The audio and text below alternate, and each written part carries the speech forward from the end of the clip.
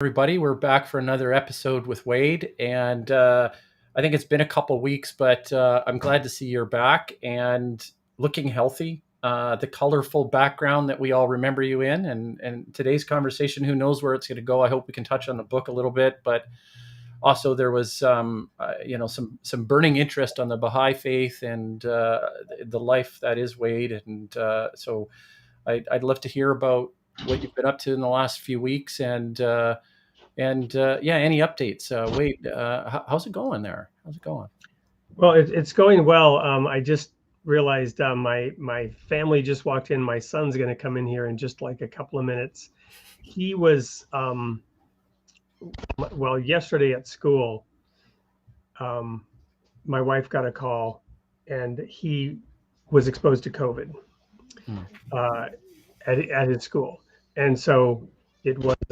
Hey, Caleb, do you want to say hi? Hi, Caleb. So he is now coming back from school because it turned out it was a false positive. Of course, in the meantime, class was canceled, half the class was quarantined, and he was, according to him, up until midnight last night planning his day, which would involve, homeschooling and virtual and all that. And so when news came this morning that it was a false positive and I had to take him into school, he was not a happy camper. So, such is life in the world. So when you ask how's it going, well, there's a lot of stress and turmoil that we didn't used to have. And if it's only a false positive alarm, that's great. But it's disruptive. It's disruptive. And hopefully it's just a blip in terms of like the inconvenience factor will be long since forgotten, I guess, in a couple of days, right after the sleep cycles, and your son adjusts in that. I had an idea that popped up, and by no means am I co-parenting from 1,000 miles away, but would it have made sense to keep him home, as a kind of a relaxed day or a buffer day or something like that? No, because first of all, with the elimination, then suddenly school is back on, right? And there's no virtual school. And so now I have a 10-year-old bouncing off the walls while I'm trying to get my work done, and all unplanned. So, that certainly would have been one option, but not the one that Dad would have been able to manage. And it would have resulted in excessive time spent on screens, much to my wife's chagrin, who tries to carefully manage it. Parenting these days is not for the faint-hearted. There's so much rapid change. And this is actually an interesting segue into a discussion of the Baha'i faith. So we'll circle back to parenting in a minute, but the Baha'i faith teaches that our Creator, God, the divine presence, has been shepherding humanity from its inception through a series of messengers who all bring the same essential spiritual message, the particulars of which may change from cycle to cycle based on where humanity is in its evolution. So years ago, when I was a Christian minister, I studied into early childhood. Pause. I got to pause you for a minute because I want to make sure I get this point. So is there like an eternal recurrence theme going on with this, or is it linear, a lineage kind of concept? Well, to say that it's so I would say no, it's not eternal recurrence, although it would have some elements of that, and it's not linear, although it would have elements of that. To put it in a populist soundbite, because who doesn't like that, right? you're from Canada, right? But yeah, that's right. I'll speak of the United States lurching forward from ditch to ditch. Okay. All right. Yeah. Right. And you can look at that however you want. Huh. Right. Interesting. we had a situation in which we had chattel slavery in this country. And in order to abolish it, we fought a civil war. That's what I mean, lurching forward from ditch to ditch, right? And so if you look at, I'm actually giving a course right now on November 14th on how the book of Genesis supports the idea of progressive revelation. Because from a Baha'i perspective, there are 4 distinct manifestations of God featured in the book of Genesis. Others might call them messengers of God or prophets with a capital P.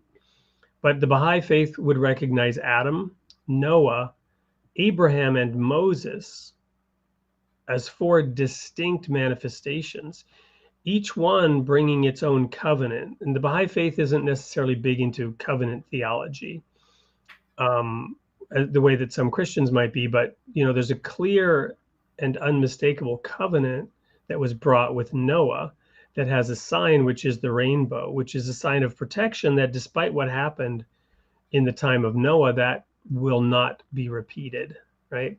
That childhood lesson has been learned, has been delivered and learned, one would think, right?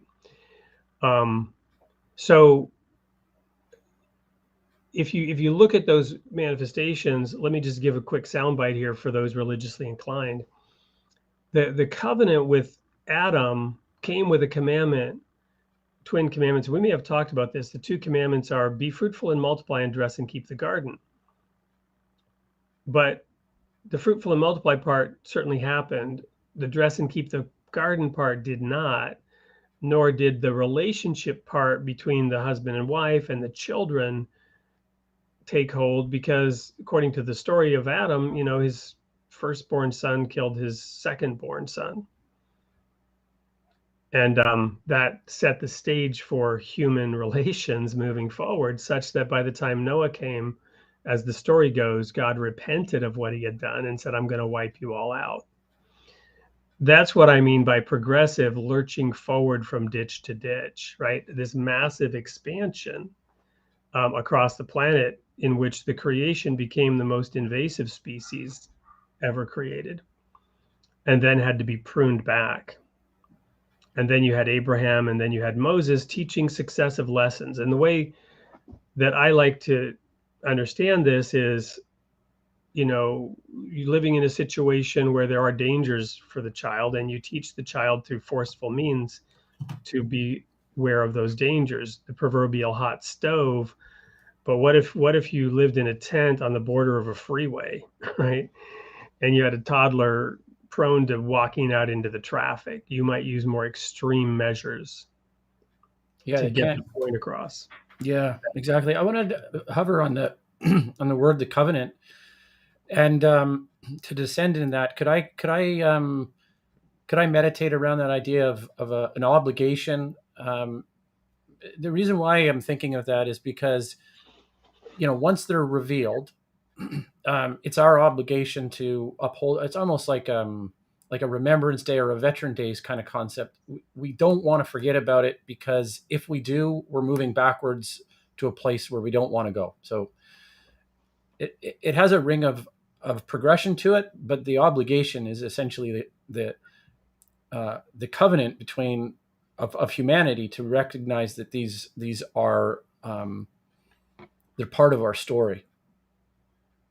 Well, I love the fact that you said we can't go back, we can't regress, because what happens is, as we progress, we must progress under the agreement that the lesson that was just learned will not be abandoned, right? So fast forward to Christianity. Some aspects of Christianity teach, and I'll exaggerate for effect, but they teach that the law of Moses was evil, and that Jesus came so that the law could be nailed to the cross. And now we live under grace. And we are not subject to the penalty of the law. And while it's true that the penalty of the law in that sense was nailed to the cross, that might be one way to say it, doesn't mean the law itself was nailed to the cross, or that you can violate the law with impunity. It's just that the hammer effect of gravity, right? So some of those laws, like, thou shalt not lie, thou shalt not steal. Well, there were some of them that were punishable by death, right? And that sort of extreme, violent, immediate punishment was mitigated. But that doesn't mean that gravity doesn't exist. Mm. That's really interesting how you're framing that. But and so you're saying you're showing kind of a natural. When you progress, you must not make the mistake that, oh, it's all hunky-dory and everything's happy and free. Think about a child that may no longer behave as a child when that child is an adult. Whatever that means. Let's say that again. A child will behave. The child is not allowed to behave like a child when they are an adult.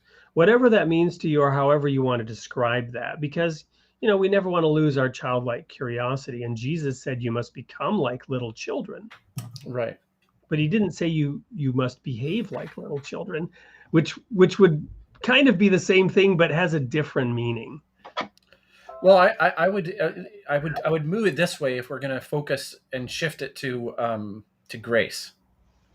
Is that this is the point where we have choice, and the difference between acting like a child and returning to a childlike state is the fact that as conscious creatures, we understand and we can actually make that choice. And so I'm thinking that the arbitrator comes from within.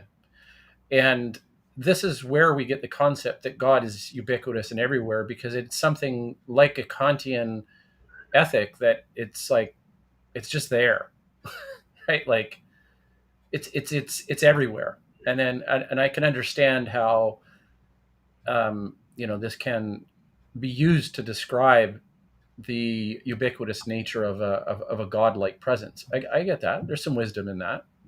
Well, let me also quickly read a couple of short quotes from Baha'u'llah, the founder of the Baha'i faith, because obviously, as a Baha'i, his words have potency and power, whereas mine are just my idle musings, right? So there's this little book called The Hidden Words. And here's the preface to the Hidden Words from the Arabic. There's two versions. One was written in Arabic, one was written in Persian, and they're very different. It's not like it's a translation. It's a completely different set of proverbs that were revealed in Persian versus Arabic. This is from the Arabic. The Arabic ones are so very ancient, right? Because we were talking about this before with the shrine or the temple in Jerusalem, and this is very ancient text. So a proverb, yeah, right? Well, yes and no. These were delivered in the 1800s, so these are not ancient at all. Okay. Baha'u'llah declared his mission in 1863. And I forget if these predated or postdated the 1863 declaration, but they're in that general time frame. And here's how he describes them. This is the description of what he's about to share. This is that which hath descended from the realm of glory, uttered by the tongue of power and might, and revealed unto the prophets of old. So there is the ancient part of it. He's saying this is that which was revealed to the prophets of old. We have taken the inner essence thereof and clothed it in the garment of brevity. As a token of grace. Interesting, that's why I thought of this. As a token of grace unto the righteous, that they may stand faithful unto the covenant of God. There's the covenant. may fulfill in their lives his trust, and in the realm of spirit obtain the gem of divine virtue. And I want to read the first two. The first one is very short, and the second one is also short. They're powerful, okay, and they get at this idea of what is grace really, and how does it get translated. O Son of Spirit, this is from the Arabic, the first hidden word of Baha'u'llah. O Son of Spirit, my first counsel is this: possess a pure, kindly, and radiant heart, that thine may be a sovereignty, ancient, imperishable, and everlasting. So here you might say, and again, I'm not trying to interpret them, I'm just reacting to it. What this says to me is that the secret to eternal life is a pure, kindly, and radiant heart. The second hidden word deals with a different aspect of it, sort of the manifestation of that pure, kindly, and radiant heart in the world. O Son of Spirit, the best beloved of all things in my sight is justice. Turn not away therefrom if thou desirest me, and neglect it not, that I may confide in thee. By its aid thou shalt see with thine own eyes, and not through the eyes of others, and shalt know of thine own knowledge, and not through the knowledge of thy neighbor. Ponder this in thy heart, how it behooveth thee to be. Verily, justice is my gift to thee, and the sign of my loving kindness. Set it then before thine eyes. So I thought of these because of a number of the words that you were using about, God being inherent, also grace, covenant. These two little quotes deal with all of these words and concepts. Yeah. Well, that passage, it reveals something for me, which has to do with a couple things. First of all, just and justice, and I think we're going to find common ground here on the definition of justice, and we have only to look at Plato's dialogues for this. Now, there's some ambiguity, and there's some a continual sort of discussion, as any kind of living text is probably recognized for. And from a Platonic sense, for me, I summarize justice with the ability to have access to one's labor. Now, I would say it's kind of a working definition. I'm not trying to, it's more of a heuristic, but I think it's a nice place to settle on for discussion. And so your quotation, and that it wasn't scripture, right? It was a commentary on religious text, I guess. Well, Baha'is would consider this to be scripture. It's okay. Yeah. Yeah, I mean, it was, very, but there's part of it that seems very, I'll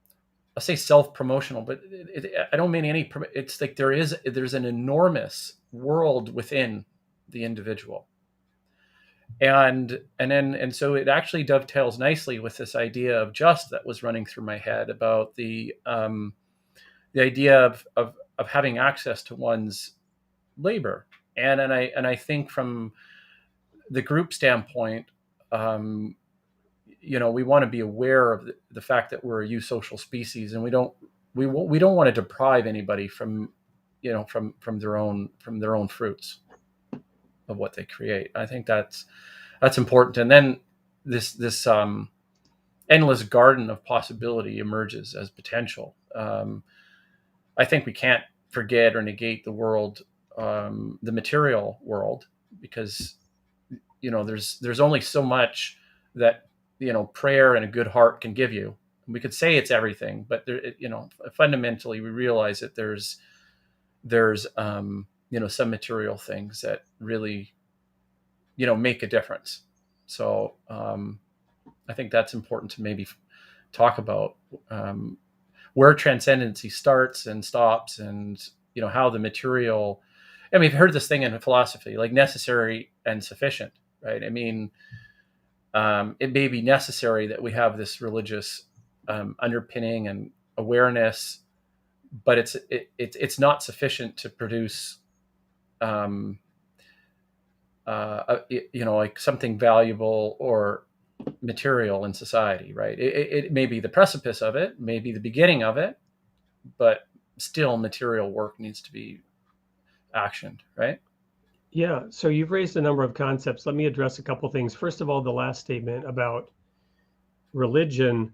I think it's really important to define religion. We may or may not have talked about this in the past, but um, you know, religion is not the same as what was, let's say that the religion of Christianity may or may not reflect what who Christ actually was and what he brought or taught. Obviously it is intended to, but it may or may not. You follow me?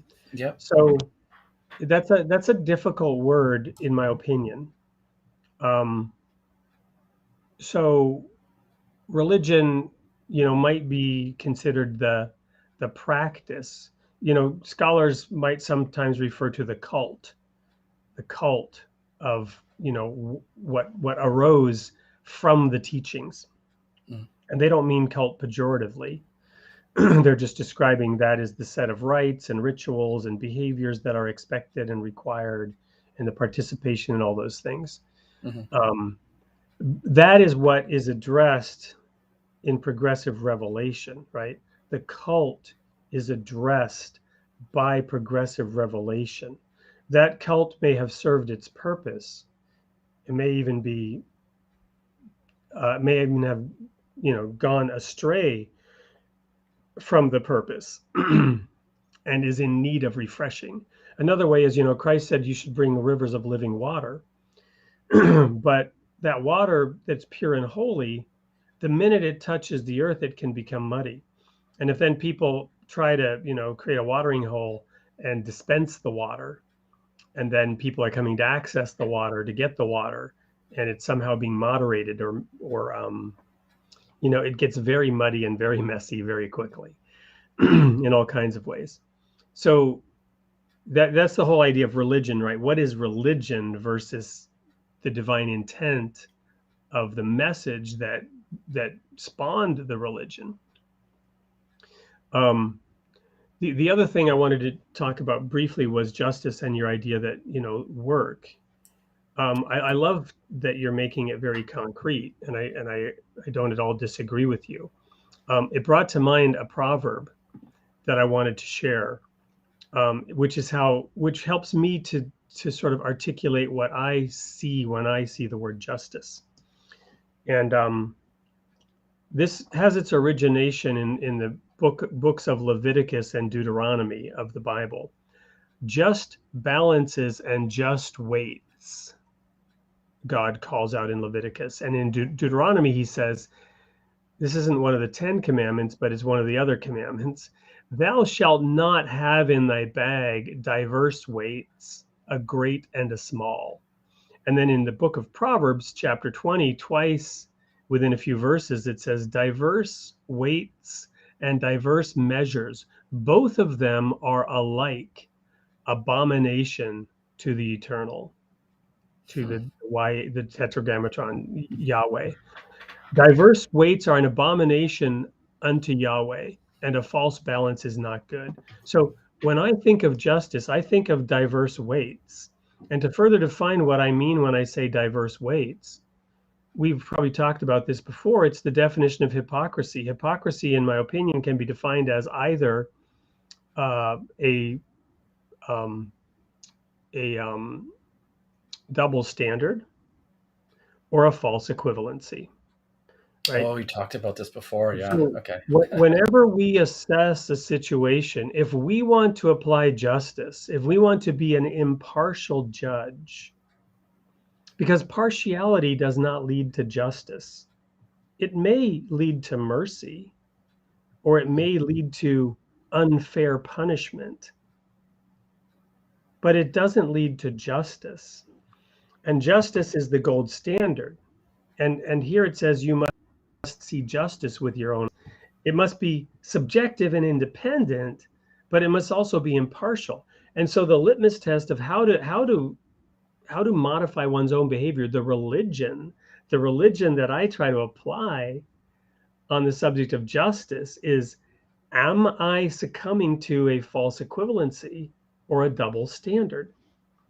And you can then create your hypotheses and approach this scientifically. It's the shoe on the other foot kind of analysis, right? Put the shoe on the other foot, and does it still feel the same? And if it doesn't, then you're not impartial. Or, Oh, good interesting. for the goose, good for the gander kind of thing.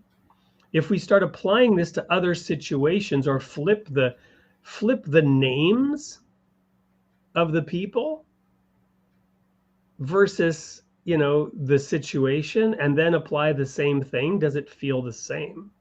You got to do this. You got to get outside of your own subjective bias and apply some scientific standard of measurement. And I submit that it is false equivalencies and double standards. Are we saying that two things are different even though they're the same? Or are we saying that two things are the same even though they're different? And that's how we apply a single weight versus diverse weights, which in the book of Proverbs, it says it's an abomination. And that's a very strong word. Doesn't get much stronger than that. If we put a single weight where we need a balance of fairly equal weights to kind of balance out the scales, right? Yep. One second, I just got to get my son his computer. Okay.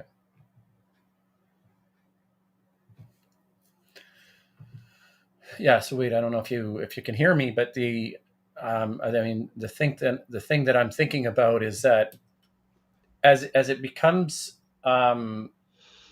very similar, self-similar across a population, right? Um, it could actually approach a singularity. Theoretically, you're looking at this as it approached something that's ubiquitous across. Maybe it's in the line of the quest for the absolutes, right? An absolute morality, something that we all can agree upon, right? And science and religion, really galvanize around absolutes, right? And so, what if that's a false equivalency? Well, I think science accepts that it hasn't found the absolute. And when science claims that it has found an absolute, it's no longer science. Well, I got to pause you there because it's not. It's the highest pinnacle of science is the absolute. When you look at a Pythagorean theorem, right, and up until Newtonian, I mean, there is this thing that it can be improved, but by your own explanation, there's kind of a sequential improvement upon the Judaic tradition, right? The And goal, the goal of science is to arrive at an absolute or a clarity, but science itself doesn't. If okay. the scientific method is violated by the idea that it's absolute. I don't know if I'm expressing myself correctly, but I'll give you that. Let's go back to the faith side of things because I think you were going somewhere with this. So go ahead. I was kind of responding to your reaction to those hidden words. One of the fundamental principles of the Baha'i faith, which is evident in those first two hidden words, is the independent investigation of the truth.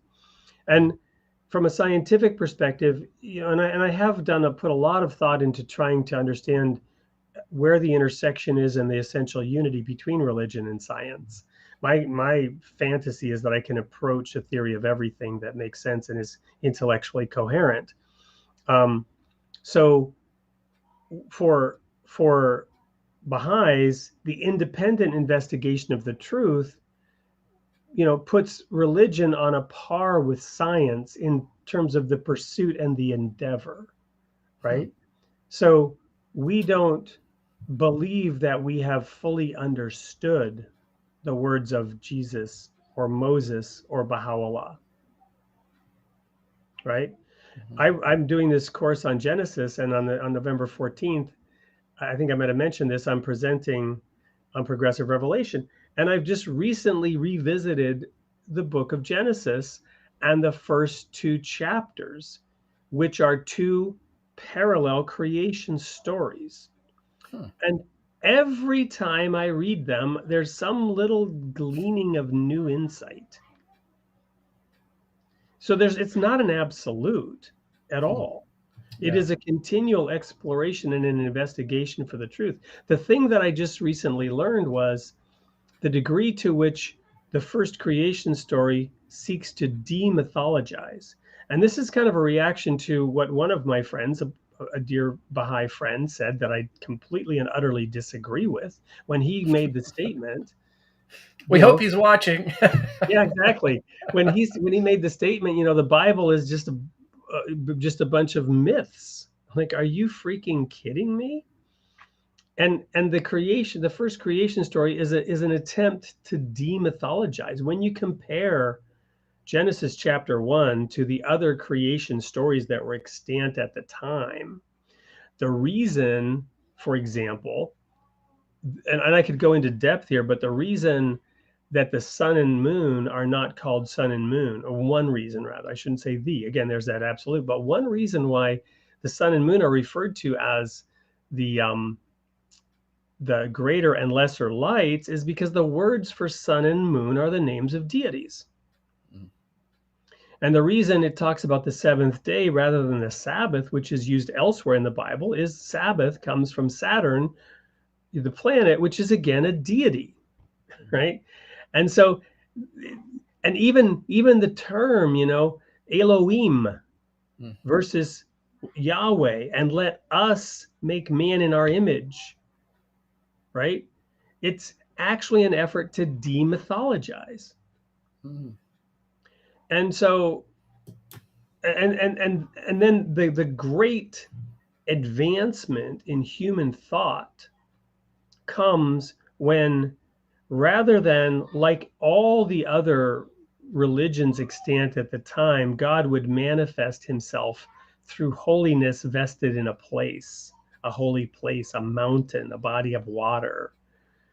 God manifests himself through time by investing the seventh day with holiness. And this is unique in religious history and sets this creation story apart from all the others of that time, and sets the stage for the future establishment of holy days within the religion, but also sets the stage for the idea of holy history, i.e., prophecy, which is history written in advance by a being who inhabits time, who stands outside of time and space entirely, who is not bound to this planet or any part of it, and has the ability to proclaim Mm. from the beginning to proclaim the end. This is an incredible insight that goes way beyond any of the language or thought of the time, Mm. that leads one to conclude that this was indeed a revelation from outside human experience at that time, because these concepts are inherent that were just so unbelievably advanced and foreign. Hmm. I lack the impact of such of such a revelation. I get that it's defined as a revelation. Um, and the way I was understanding what you were saying is that it's because we call it the seventh day as opposed to the Sabbath. So we're distancing ourselves from this process of demythologizing. So that the seventh day is something that elevates us and transcends from our pagan types of forebears and things that pull us down to behaviors and understanding. And so we're trying to cut that out, and we're trying to ascend to something else. I guess maybe not entirely cut it out, but realize that there's a distinct before and after, I guess, is the idea. Well, certainly. And then from other passages in the Bible, to the hills I lift my eyes, lifting your sight up, looking off into the distance, seeing a land that is far off, a promised land that is definitively different. It's a striving for something better, higher, more pure than that which we have hitherto experienced or understood. It is a calling to move forward. Again, there's that progressive revelation, calling us forward towards the light, like a tree that reaches towards the sun, even as Yeah. its roots are in the muddy earth. Yeah. No, Down no, to the I like that analogy. I was just watching a Jordan Peterson and Brett Weinstein conversation podcast, and it was very fascinating because they touch on all of this. It's an evolutionary biologist and a psychologist. So the psychologist Jordan Peterson is very well known. He'll talk about some Jungian effects and archetypes and the necessity of hierarchies, and the common ground is that Brett understands the evolutionary components and they differ. Brett seems to stay very much in a scientific evolutionary sort of language, but I think the conversation is worth looking at. I think if well, you're and let's into that. let's talk evolution just for a moment in the context of this same discussion. So I find humor and affirmation in the fact that um, on on day let's see, on day, God made the firmament. I'm looking for the evening and the morning were the first day. So on the second day, um, God said, "Let the earth bring forth grass, and the herb yielding seed, and the fruit tree." And the earth did bring forth, and the evening and the morning were the third day. So on the second day, vegetation was created. On the fourth day, we then have, well, on the fifth day, we have uh, life in the seas and in the air. And then we have the animals, and then we have man. So the sequence of the first creation account actually follows what we know to have been true from evolution. Now, that could easily be coincidence. We're not talking about that many variables here. It's statistically, possible. But other creation stories would have started with man, right? Oh, I see. Yeah. And other creation stories would have probably put the birds last because one might assume they're more advanced. They can fly. Exactly. They're closer to heaven, and this type of thing. Yeah. Yeah. But Yeah. interestingly, we know that the progression came in the order that it was, revealed in that, and I say revealed, in the order that the author of Genesis chapter 1 explains it. Who was I she, just find, anyways? pardon? Who was she, anyways? Exactly.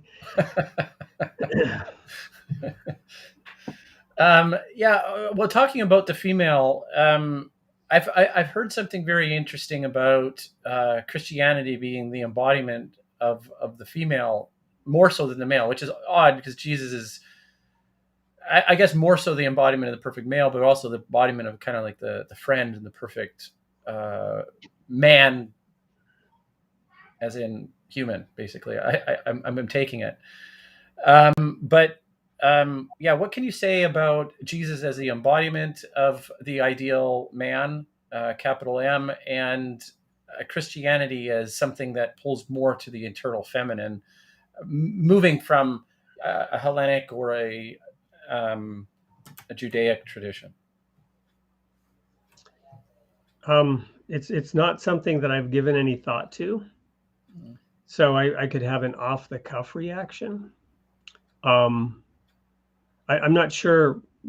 Can you give me any characteristics as to why this person was saying Christianity is somehow more feminine, if you will, or the embodiment of more the female?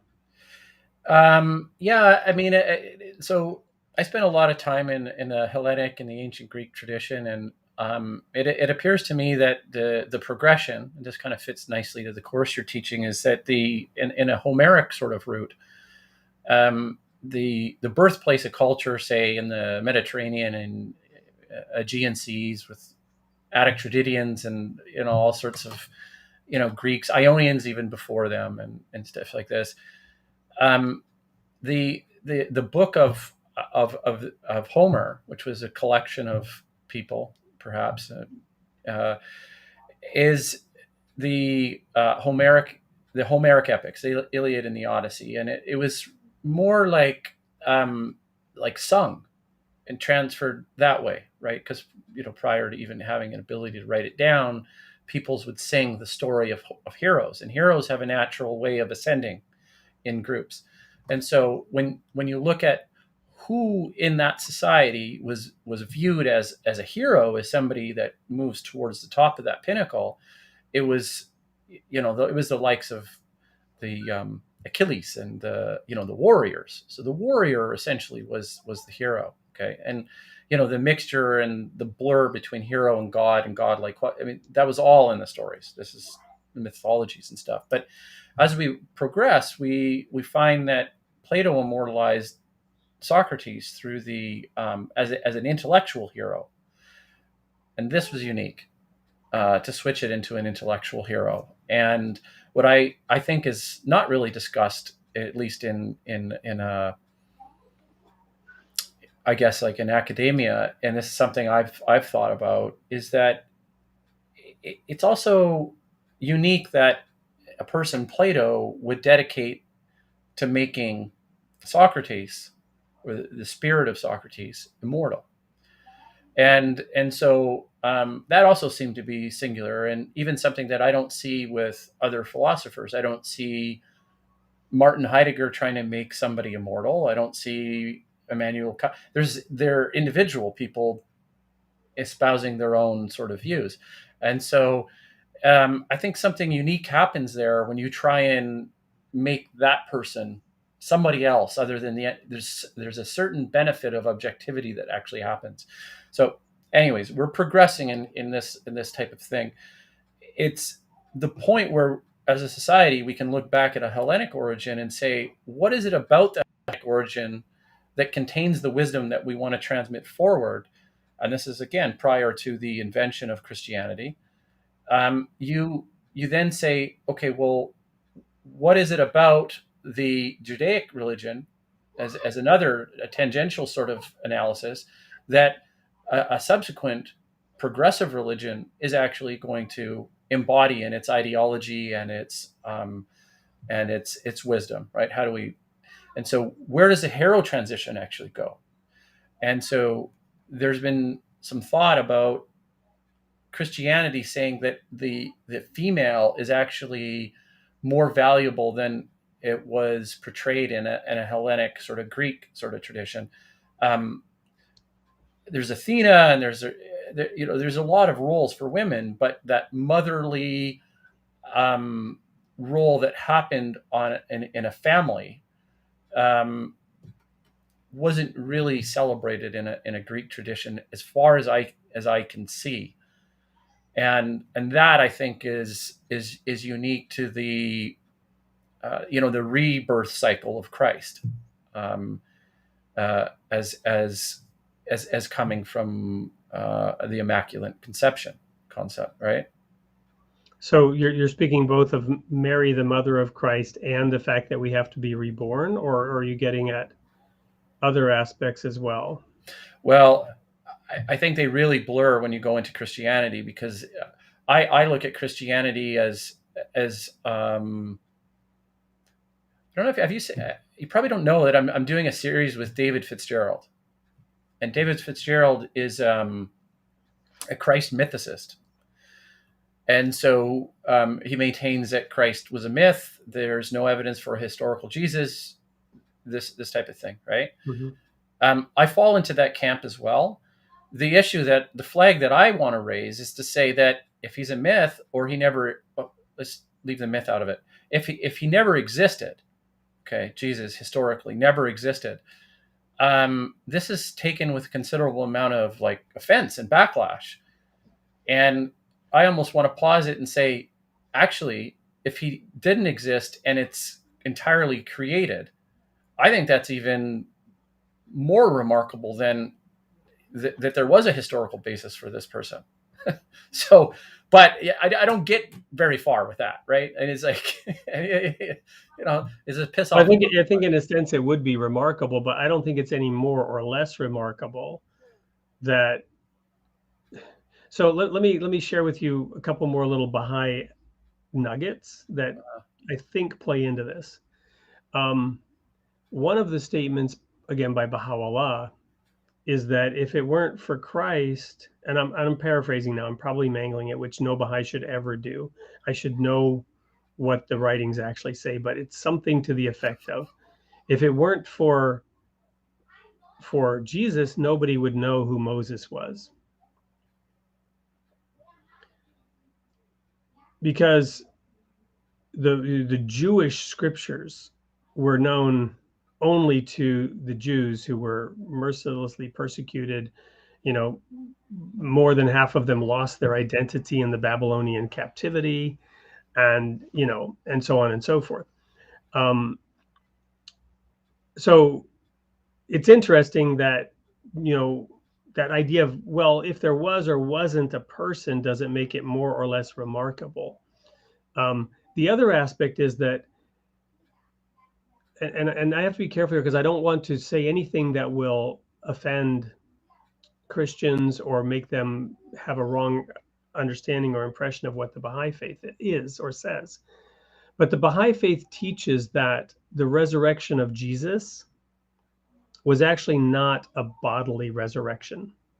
Oh, interesting. Mm-hmm. And that the fact that he was resurrected, in that his teachings were revived after he died on the cross and his disciples denied him.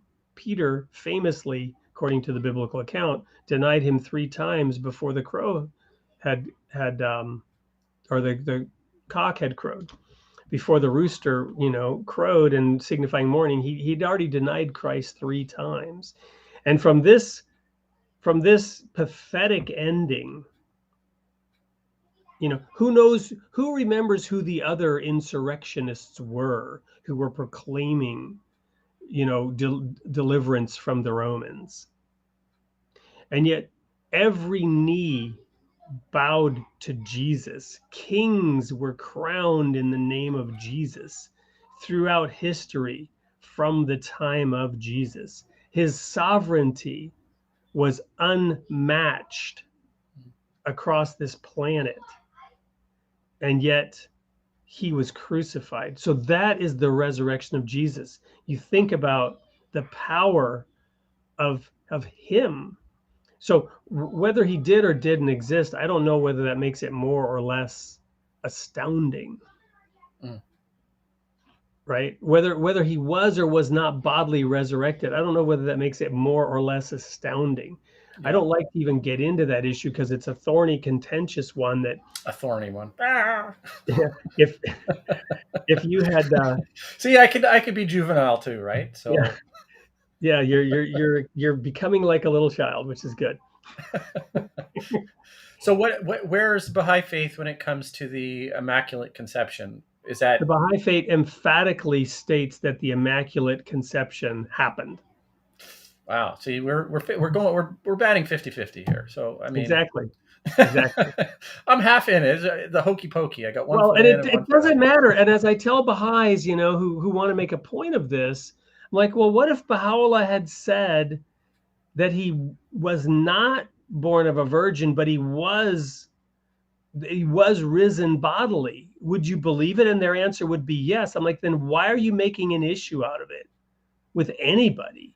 No, that reasoning does not make sense. I go, so you have people coming and knocking on your door and your answer is to say, well, what if it was on the other foot, not other foot, the other scenario where the virgin birth was not real, but the resurrection was real. What do you believe with it then? And I go, No, that's neither not of my them are point. true, man. That's Neither of not them my are point. reality. That's not my point. My point Okay. is this. For those Baha'is who feel that it's important to correct their Christian friends Oh, okay. on this point of belief, to those Baha'is I say, what if Baha'u'llah had said this way versus that way?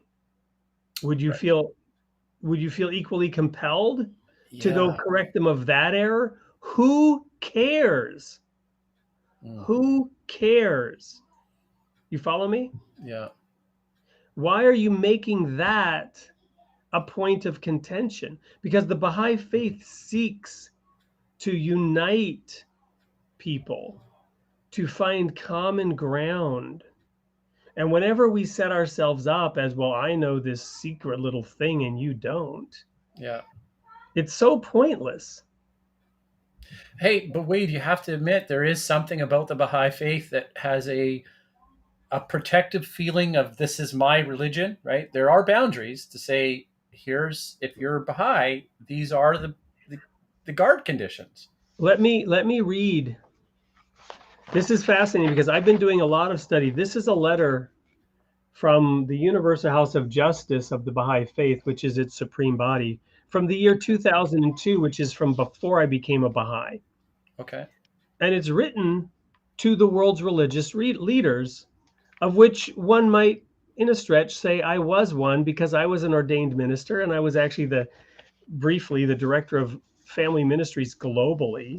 I did work for the church behind the Iron Curtain, bringing groups of religious believers into worship under illegal conditions where it was not allowed by that government.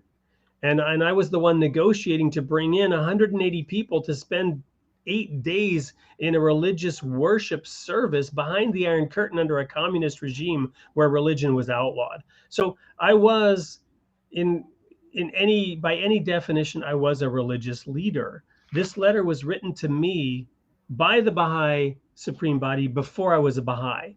And I'm reading this letter from that perspective. You follow me? It's Wow. really Okay. Yep. fascinating.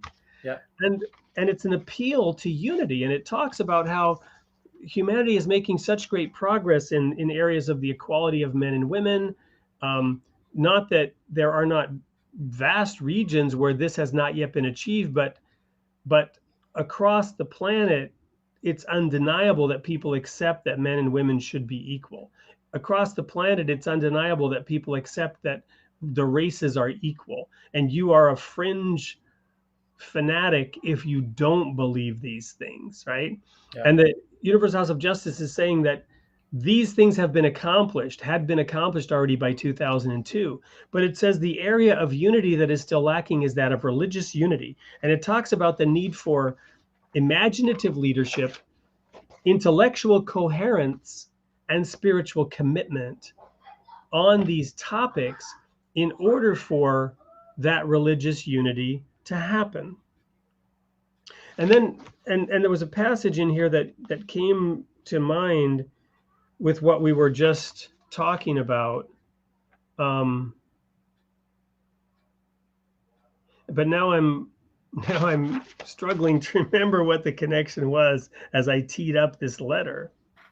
It's okay. It's okay. We're I remember now. You were saying, well, there's this protective thing around the Baha'i faith, right? So let me read this quote from you. I found it quite interesting, because that issue is addressed in this letter.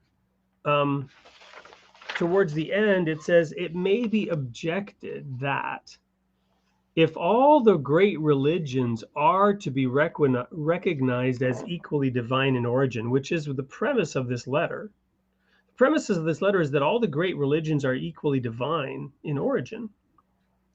If this is recognized, the effect will be to encourage or at least facilitate the conversion of numbers of people from one religion to another. That's your point, right? About this protective. They simply say, whether or not this is true, It is surely of peripheral importance when set against the opportunity that history has at last opened to those who are conscious of a world that transcends this terrestrial one, and against the responsibility that this awareness imposes. So that's a peripheral concern, and it should be a peripheral concern of Baha'is. And that is my point when I say to the Baha'i, we call each other friends. Why are you making a point of that when, in fact, had Baha'u'llah declared it to be the opposite, you would be promoting that point? It's one of those matters of faith that is not relevant to any discussion around unity. Any element of faith should unite people, not separate people. And if your faith is leading you to become divided from another human being, then you should re-examine your faith. Right. Okay. Yeah. That's interesting. And with the unification of faiths, there's you and I both know there's faiths out there, or the way people interpret the faiths, that can be very polarizing. And so I'll sort of, we're coming to the end here, so let me throw out a colorful soundbite here because I love them.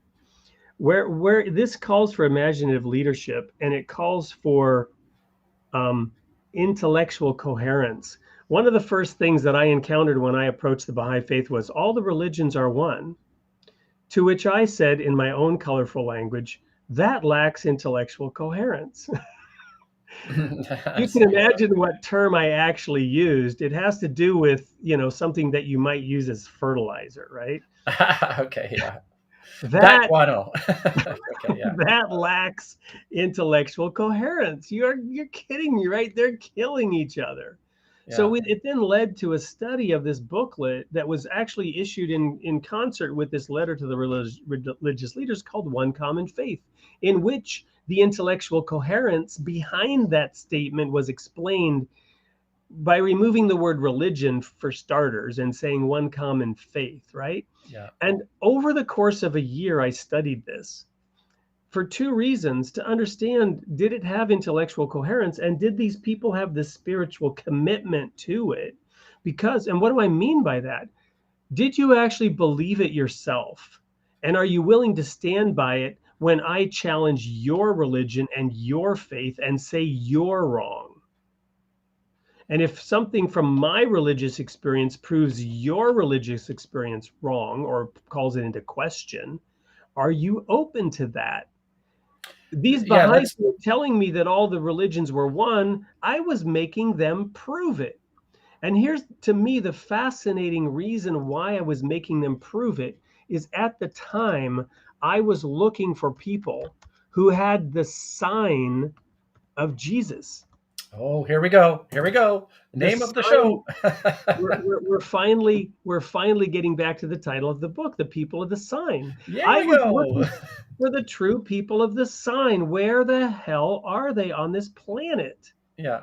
Because somewhere there have to be true Christians doing the work of God.